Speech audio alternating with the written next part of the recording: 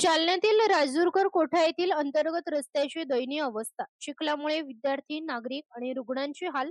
तातडीने रस्ता दुरुस्त करा, अन्यथा मतदानावर बहिष्काराचा इशारा. जालना जिल्ह्यातील घनसांगवी तालुक्यातील राजूरकर कोठा गावातील अंतर्गत रस्त्याची अत्यंत दयनीय अवस्था झाली आहे. गेल्या काही दिवसांपासून सुरू असलेल्या पावसामुळे गावातील रस्ते पूर्णपणे चिखलमय झाले असून ग्रामस्थांचे जनजीवन विस्कळीत झाले आहे.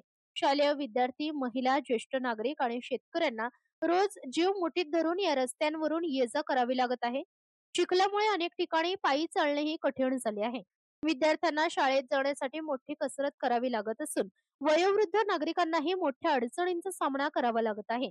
सर्वात गंभीर बाब म्हणजे रस्ता नसल्याने आजारी रुग्णांना वेळेत रुग्णालयात नेणेही अवघड झाले आहे.